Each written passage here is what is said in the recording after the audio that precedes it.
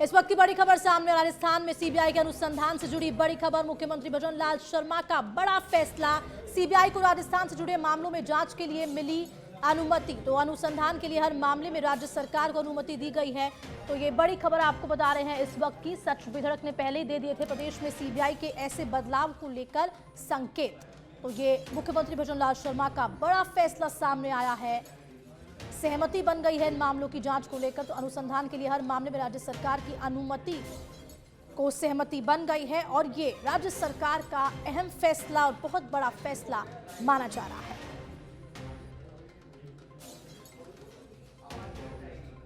तो सीबीआई को राजस्थान से जुड़े मामलों में जांच के लिए अनुमति मिल गई है। सरकार की अनुमति जरूरी नहीं होगी, माफ कीजिएगा। पिछली सरकार ने सीबीआई को सामान्य सहमति देने से भी इनकार किया था। और ज्यादा जानकारी के लिए न्यूज रूम से हमारे साथ लाइव जुड़ चुके हैं लाल सिंह फौजदार। लाल सिंह, क्या कुछ जानकारी? बहुत बड़ा फैसला और महत्वपूर्ण फैसला, और साथ ही साथ आपको बताएं कि कल एक बड़ा आयोजन होने वाला है, डीजीआईजी कॉन्फ्रेंस। देखिए हर्षदा, बिल्कुल जो जीरो टॉलरेंस की बात भारतीय जनता पार्टी ने अपने मैनिफेस्टो में की थी। मैनिफेस्टो में भारतीय जनता पार्टी ने वादा किया था कि जीरो टॉलरेंस भ्रष्टाचार के मामले में अपनाएंगे। तो मैं कह सकता हूं निश्चित रूप से भजनलाल सरकार ने एक बड़ा कदम बढ़ा दिया है कि अब सीबीआई को हर मामले में राज्य सरकार की अनुमति नहीं लेनी होगी। अब देखिए, इस मुद्दे को यूं समझा जा सकता है कि लगातार पिछले गहलोत सरकार के समय पर पेपर लीक मामले को लेकर चाहे केरोलाल मीणा हो या तमाम नेता मांग कर रहे थे कि पूरे मामले को सीबीआई को सौंपा जाए, लेकिन गहलोत सरकार ने उस मामले को अनुमति सीबीआई को नहीं दी, क्योंकि उस समय सीबीआई बिना राज्य सरकार के आदेश की या परमिशन के राज्य में एंटर नहीं कर सकती थी या किसी मामले की जाँच नहीं कर सकती थी। लगातार बीजेपी ने इस मुद्दे को उठाए रखा और ये कहा कि गहलोत सरकार अनुमति दे, लेकिन अनुमति नहीं दी। इसके बाद भजनलाल सरकार जब सत्ता में आई तो सबसे पहला कदम जो उठाया उन्होंने यही उठाया हर्षदा कि एसआईटी को इसकी जांच दी गई। हालांकि उन्होंने भी सीबीआई को जांच नहीं दी, लेकिन अब यह माना जा रहा है कि इस मामले में भी सीबीआई जांच कर सकती है, क्योंकि पेपर लीक मामले को लेकर लगातार भारतीय जनता पार्टी के नेता ये मांग उठाते रहे थे कि इस मामले की सीबीआई जांच हो। और सबसे बड़ी बात जो है ये है हर्षदा कि अब सीबीआई को परमिशन लेने की जरूरत नहीं है। पहले आपको सामान्य केस में भी राज्य सरकार की परमिशन लेनी पड़ती थी, इसके बाद आप जांच कर सकती थी। और इसकी वजह से कई बार ये देखा जाता है इस पर सियासत गरमाती थी, क्योंकि विपक्षी पार्टी अक्सर ये आरोप लगाती थी कि कहीं ना कहीं आपकी मिलीभगत है या आपके नेता इसमें शामिल हैं, इसलिए आप परमिशन नहीं दे रहे हो। लेकिन अब ये पूरा राइडर खत्म कर दिया है। सीबीआई बड़ी संस्था है, भ्रष्टाचार के खिलाफ जंग लड़ने वाली बड़ी संस्था के रूप में उसकी पहचान है। और ऐसे में एक बड़ी बात यह भी है हर्षदा कि न केवल विपक्षी बल्कि सत्ता पक्ष के लोगों में कहीं ना कहीं भय रहेगा, उन लोगों में जो भ्रष्टाचार चाहते हैं या कहीं ना कहीं भ्रष्टाचार की दलदल से उनका नाता है। ऐसे में मैं कह सकता हूं कि निश्चित रूप से जो मैनिफेस्टो में बड़े वादे थे उसमें एक बड़ा वादा कि जीरो टॉलरेंस की नीति अपनाएगी सरकार, भ्रष्टाचार में जीरो टॉलरेंस लाएगी सरकार, उसकी तरफ एक बड़ा कदम इसको कह सकते हैं हर्षदा। लाल सिंह, बिल्कुल देखिए अपने आप में बड़ा फैसला है। और जीरो टॉलरेंस की नीति पे जिस तरह से जब शपथ ग्रहण के बाद प्रेस कॉन्फ्रेंस मुख्यमंत्री भजन लाल ने की थी तो जीरो टॉलरेंस को लेकर जोर भी दिया था। तो एक के बाद अब जो मैनिफेस्टो के वादे वो पूरे किए जा रहे हैं, क्या कुछ बदलाव देखने को मिलेगा? साथ ही साथ जो जनता की उम्मीदें हैं, जिसपे जिन उम्मीदों को लेके भजन लाल सरकार को वोट दिया गया है, बीजेपी को लाया गया है, ये अपने आप में बहुत महत्वपूर्ण फैसला है। देखिए हर्षदा, बदलाव आपका दिखना चाहिए। सरकार बदली है तो जनता को एहसास कैसे होगा? आप सत्ता में आए हो, जनता को एहसास कैसे होगा? ये एहसास जब होगा जब जो तमाम ब्यूरोक्रेसी है उसकी कार्यशैली में आपको अंतर दिखेगा। ये बदलाव तब नजर आएगा जब ब्यूरोक्रेसी का व्यवहार आपके पास फ्रेंडली होगा। ये बदलाव तब नजर आएगा जो आपने मैनिफेस्टो में वादे किए वो जमीनी धरातल पर नजर आएंगे। आप देखिए, सबसे जो बड़ी बात हर्षदा है कि जिस दिन सीएम भजनलाल शर्मा ने शपथ ग्रहण की थी और अपना कार्यभार ग्रहण किया था, पहली बार ऑफिशियल कॉन्फ्रेंस की। ये ऐसे सीएम लंबे समय बाद ऐसे सीएम साबित हुए जिन्होंने ऑफिशियल कॉन्फ्रेंस उसी दिन की जिस दिन पदभार ग्रहण किया।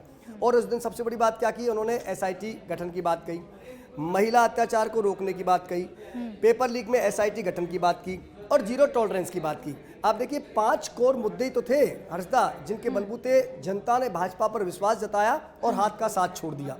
और आप देखिए एक एक स्टेप में भारतीय जनता पार्टी अपने जो कोर मैनिफेस्टो के मुद्दे हैं उनकी तरफ आगे बढ़ती हुई नजर आ रही है। जैसे सबसे पहले पेपर लीक मामले में एसआईटी का गठन करना, इसके बाद एंटी गैंगस्टर टास्क फोर्स का गठन करना, कानून व्यवस्था जुड़ा हुआ मामला, इसके बाद महिलाओं के प्रति जो अपराध बढ़ रहे हैं उस पर लगाम लगाने के लिए लगातार वायदे करना और इसके अधिकारियों को दिशा निर्देश देना। इसके बाद क्योंकि आप देखिए लाल डायरी जो बड़ा मुद्दा रहा, और मैं कह सकता हूँ लाल डायरी कांग्रेस के लिए बड़ी घातक साबित हुई। हालांकि उन्हीं के मंत्रियों ने विधानसभा में उसको उठाया था, लेकिन इस लाल डायरी का जिक्र लगातार पीएम मोदी ने अपने उद्बोधन के दौरान किया, अपनी सभाओं के दौरान किया, और ये लाल डायरी लगातार ऐसी चर्चा का विषय बन गई कि भ्रष्टाचार का प्रतीक बन के उभर कर सामने आई। ऐसे में भाजपा ने वादा किया जीरो टॉलरेंस देने का भ्रष्टाचार के मामले में। तो इसको एक बड़ा कदम इस लिहाज से भी कहा जा सकता है हर्षदा कि पार्टी ने जो वादे किए हैं, जो 5 मैनिफेस्टो के कोर वादे हैं, उन पर एक एक कर पार्टी आगे बढ़ रही है, सरकार आगे बढ़ रही है। हर्षदा, लाल सिंह, तो मतलब ये माना जाए कि भ्रष्टाचार मुक्त राजस्थान अब जो तस्वीर है उसकी वो देखने को मिलेगी। जिस तरह से मैनिफेस्टो की जो तमाम वादे हैं वो पूरे किए जा रहे हैं, लेकिन इम्प्लीमेंट जो फैसला है वो कर दिया है। लेकिन जब अपराधियों को, साथ ही साथ भ्रष्टाचार मुक्त की जब जो खबरें आती हैं हमारे सामने भ्रष्टाचार की, उसको लेकर जब इम्प्लीमेंटेशन होगा, धरातल पर किस तरह से उतारना है वो जनता के सामने आएगा। शायद जनता जब ही विश्वास करेगी। देखिए हर्षदा, इसको हम कह सकते हैं कि बड़ा कदम हो सकता है, लेकिन ये कहना कि भ्रष्टाचार मुक्त राजस्थान बन जाएगा, इतनी जल्दी कहना बहुत मुश्किल है। देखो हर्षदा, ये भ्रष्टाचार उस राह पे चल रहे हैं लाल सिंह, ये कहना गलत नहीं होगा शायद कि उस राह पे अब जो बीजेपी सरकार है, जो भजन लाल सरकार है, वो चलती हुई दिखाई दे रही है। नहीं, बिल्कुल मैं उस पर इनकार नहीं कर रहा, राह पर चल रही है और एक बड़ा कदम है। लेकिन मैं ये कहना चाह रहा था हर्षदा कि कहीं ना कहीं हमें उस सिस्टम को, क्योंकि जो भ्रष्टाचार है ना वो गहरे में समाया हुआ है हर्षदा।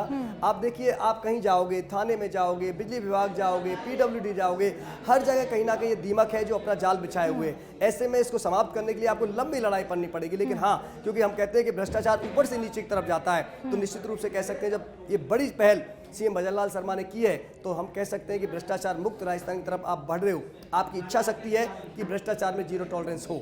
जी हर्षदा, बिल्कुल लाल सिंह, और देखिए जनता को भी इस पूरे जो फैसले का है बहुत फ़ायदा मिलने वाला है, और साथ ही साथ जनता को भी इस बात की खुशी होगी कि देखिए भ्रष्टाचार अगर कम होगा, और साथ ही साथ अपने आप में ये बहुत बड़ा फैसला, एक दिन पहले ये भी माना जा रहा है कि कल प्रधानमंत्री जयपुर आ रहे हैं, और ये फैसला अपने आप में राजस्थान के लिए बहुत है जो भजन लाल सरकार ने लिया है।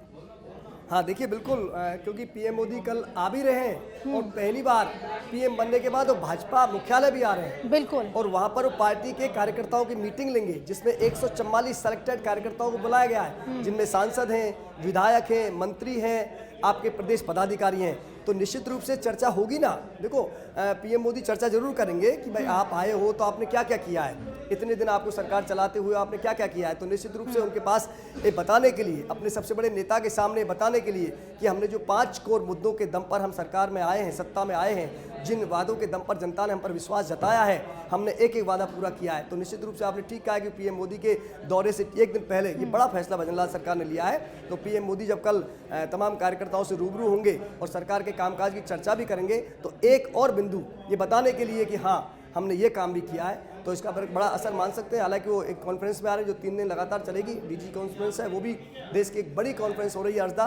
देश की आंतरिक सुरक्षा के लिहाज से बड़ी कॉन्फ्रेंस माना जा रहा है, क्योंकि देश की आंतरिक सुरक्षा, देश की अखंडता और को कैसे बनाए रखा जाए, कैसे लगातार विकास की रफ्तार को आगे बढ़ाने के लिए देश को सुरक्षित रखा जाए, इसलिए आपको जरूरी है कि आंतरिक सुरक्षा को मजबूत किया जाए। इसके लिए जरूरी है उन तमाम अनसोशल जो एलिमेंट्स हैं, जो असामयिक तत्व में, उन पर समय रहते कंट्रोल किया जाए। इसके लिए जरूरी है कि जो तमाम राज्य, जो सीमावर्ती राज्य हैं, वहाँ पर बाह्य देशों की जो नापाक हरकतें हैं वो कामयाब ना हो, इसके लिए आपको इंटेलिजेंस को मजबूत किया जाए। तो ये तमाम पहलू हैं जिन पर कल चर्चा होगी। बहुत बहुत शुक्रिया लाल सिंह जानकारी के लिए आपका।